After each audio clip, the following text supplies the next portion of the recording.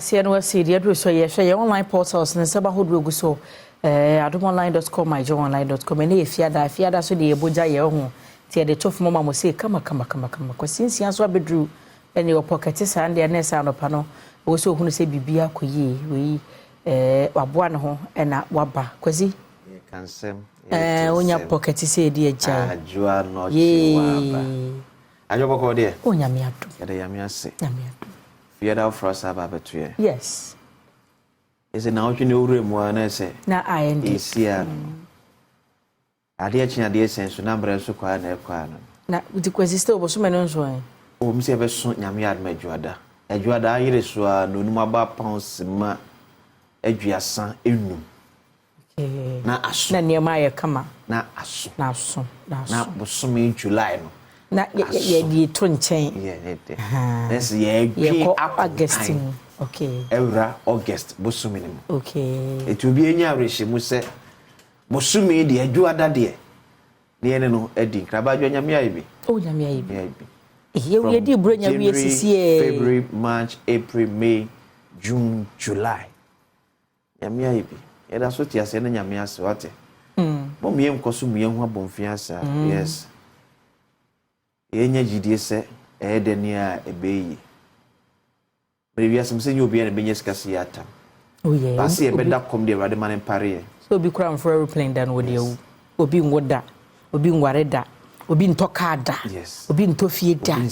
Obi a ne se de Nyankopon no. Obi a ne benye sikase tam. But se e beda kom de. O de bia de nyame be na pare. Enye 20 ebeji di da. Ade komo ye o. Eh.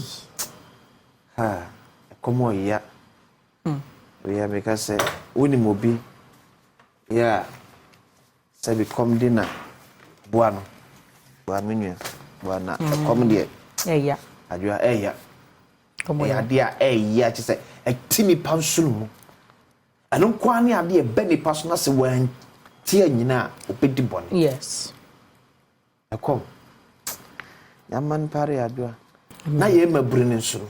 Ye nyine hunya adwuma. Yes. Ye nyine hunya adwuma. Ye nya kwadworo ntonche. Nchen. Baby ameka se menka sa asore nye. But enkotena asore de mompes Nyankopon mu adwuma. Na enwie mfa adwuma time nkwa asore.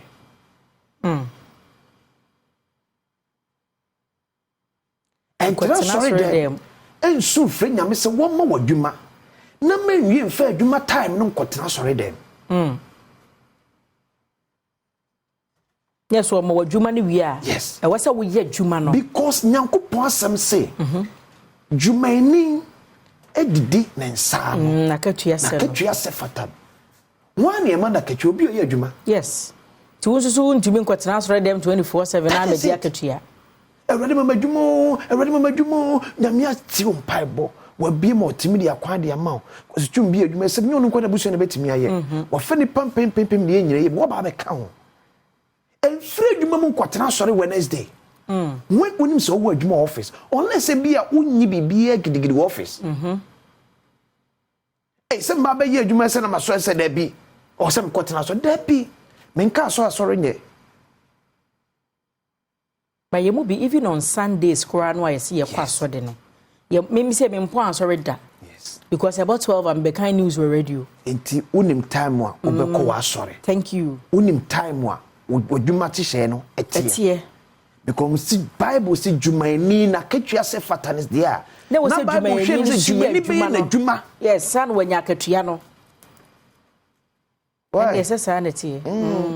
Empire de ye hiri baba se teke mama patata eye eno an de ye ko ne de ye ba. Yes, na mbom se wanyame adom wa bie saluna e kwatena sore de mabra manfo abesan line wo wachi happy se wo salun ho na akora do ho hye awrade nsa obeti o ko san se customers ma na customers me ya watumu akwatena sore de mu se omra no ma beso hoko because no kura adwo ewom ye se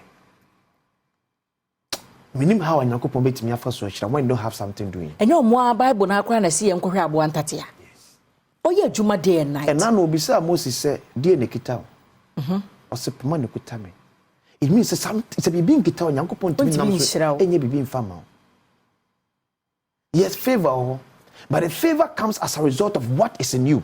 Nyankopon to me more favor na kufa the new finance minister when you have nothing to do with finance. Favor who? But Nyame say favor has to put you in a certain position and go for how and family. It is a mean acquisition am telling say me nim finance much here. Nyame mfa me nko ba bia me nim begu asema nyotopon so nim kogu ase. Favor no be adwuma bia eye. Yenyina wonya adwuma. Yenya gidi oye man. So man to say de na ebe ye. Badwa. Nyame adwuma na anwumre. Ministry of Information yes launch season 2 of Amplified. Here come mabunu asemi. Near come na we say this is a time mabunu so wa season 1 no when ya kwan fa ho season 2 of Amplified fa ho ewurem. Yes. Na emwa Ghana mabunu ya odu onsa eye niema odu onim de esu eniema bi no na aban timtimi nta wachi emwa. Cause aban so mfa so de ma emabunu especially no. And now they say about 60 to 70% of Ghana's population. Hey, Mabunu. Mabunu ni Ghana ni daso. The Ministry of Information amplifies into your lunch and then you 5 p.m. We Ghana Mabunu now don't say ye baby. We do nim die baby a fahushem. Ninya so emfaso. Abane shobo de amount no. Are you online? Hey. Pay as suppliers of free water in COVID-19 era tell government. They say ebra ban no yes wo fa enyina hoden ka bi na wa fa ensuo ka no wo mo a e de asan hodo supply COVID-19 lockdown ni mu no e no mani abrasanti region enti we na ewukumu na e de akira abanda so de wo mo ka abanda so de wo mo ka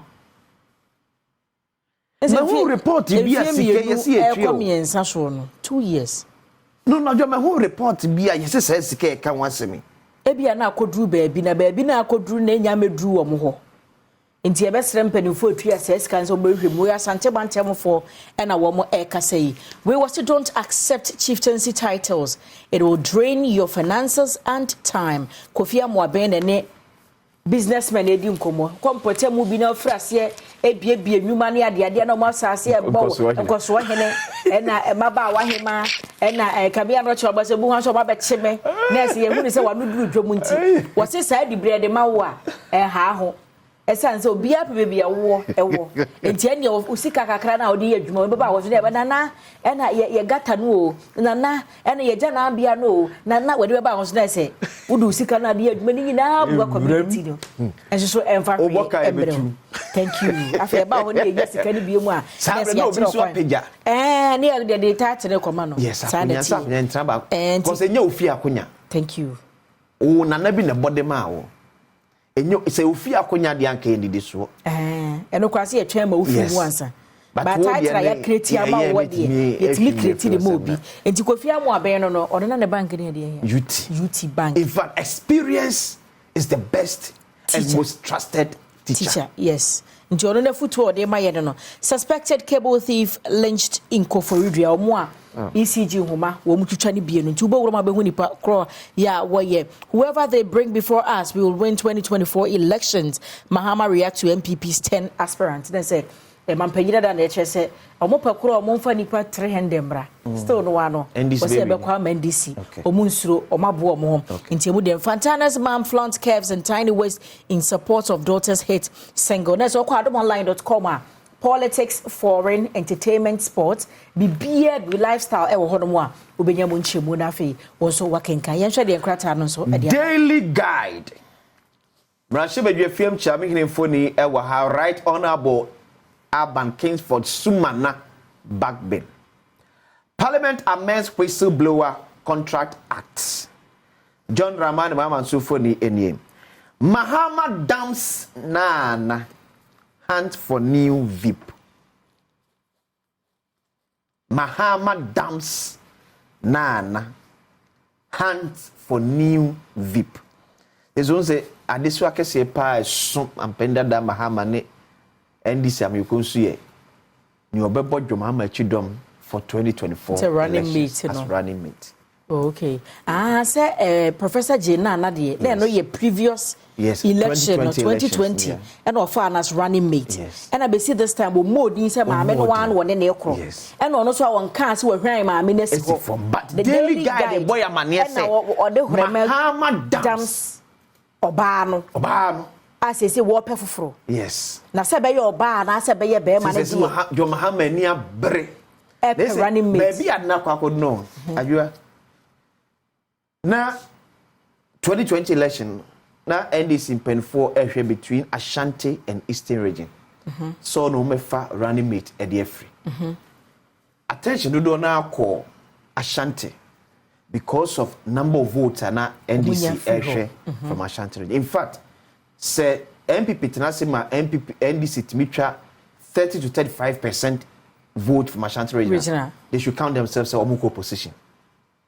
Now, so almost stronghold near Ashanti no. One never cause some magic, and in fact, Ashanti region and Kasa 2% of vote turnout, no, yeah, they huge. Yeah. 2%. Almost 2%. See, at 2 about the 2% at 2 about the amount from Ashanti region, a huge. It's the MPP Tinasema NDC 30 to 35%. Omun can we say your position straight, and on moving other regions. Stronghold position straight, and no more echo. Now, John Dramani Mahama. 2020 and Titia nearby say the Ahoy family they pushy Professor Jena no Pukwajiman. Okay. Edemajo Mahama. Now this time also share a Juma Professor Jena no Pukwajiman by even from Monakasa region kra and this nya it tells maybe was a partner have a second look at the running mate again. Whether to go for Ashanti or Eastern. Now Ashanti cast no swap by also. A word akun ewom COP Nathan Kofi Boache ewom constituency and penfa wodo bi nsu ewom yes omo abegino mo so pa for Ashanti regional ba ye COP Nathan Kofi Boache and former boss and tour boss Kwame Wada akun e word akun shouldn't because of ensensem ye da ho yesa abra no MD for boss and tour says ama the office of your mama no e shake akra say one hwe na akwese kwabredo fo de ni bi o friend say kim na MVP betu na ni de yese de so e say de betwe ne saa nti wontimi nya kwan enye aduma so I be kura suggest say e ga word akoda ka won twema NDC win 2024 NDC be pe kwan bi so betimi afa so clear no in fact so onye ebone a okay then 2028 no e word akoda betimi nya clean sheet for any contest now COP Nathan Kofi Boache say yeah, Kofi Boache. Yes, Kofi Boache. Okay. Former Ashanti Regional Police Commander. Yeah, Kofi Boache. Yeah, Kofi Boache. On say, and near Kwakosin to say, or said John Dramani Mahama and then for 2024.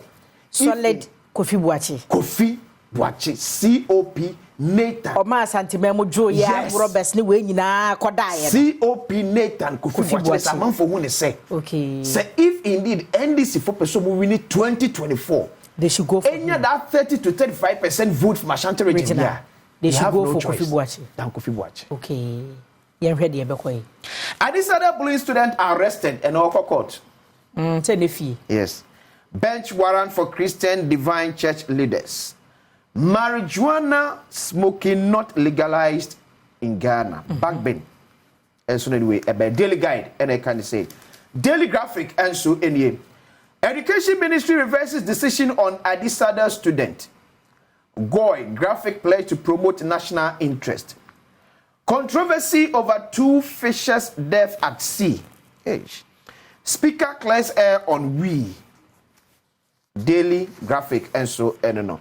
The friend of the Wakata na Enfa NC. NLA engaging finance ministry GRA over 10% lotto tax. Hey. So we do lotto. We so tia soto. Yes. How munche mudu. She said you go tia to so dudu no. Yes. Thank you. And I NLA for say. Sa ade na buy ni to know. Ama for twa lotto no. Eba form. Eba form so a ebe affect aban revenue. Okay. There's almost say aban entusu.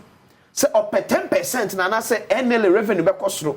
Na aban nya ne share e wo ho no. Okay. Se no na Samia oku edi animu ene kenofriata. Enso se nye ba bia na yegeto. Wo dey say ba 2% bi kura no. Ti say yi levi. Ti say yi levi ba on say ye twen ne sre ne abasa sa na kire mpanifo say kwetena drawing board ho. Ehu ne say lotofo ne say 0.1% kromompe. Oh, say adwuma de sika beba on say bi o say otua soto o ma aban. Omo so mutwe ni nyina ma NLA. na no yedi akira na se metu we metu e metu ato we metu ato petrol metu metu ato aduane a metu kora metu ato me mpabom me dress am di je ofi tu aka se wi asa tu ato ye tu aka bosom ye sa ato mo metu loto no nyintum se eto ne de wo so otua ma ba eto ye akase na ya na ye star bi but se koye fia keto bi sa no a tu de 10 ne so a yes omonte so mere be 2 okay you get it omo bra from kakra carry away the enemy thank you eto ye eye eto de chichire mind yes eto de chichire mind utua to okura wasa still ukuta to 9.24 million HIV positive persons not on treatment due to stigma. Ish. Akosua Manu promises development, more jobs for Adenta. Access Bank pledges support for Ghana's pharmaceutical industry. Tracking devices fixed on 68 excavators for pilot phase of electronic monitoring of excavators. The finder, as soon as the Chronicle and so bench warrant out for arrest of Apostle Ebenezer Boahen. Akufo-Addo allows Liberia resilience despite challenges. Badwam once Parliament has not legalized smoking. Namibian MPs in Ghana for NPA tutorials. The Chronicle anyway. Ebajua.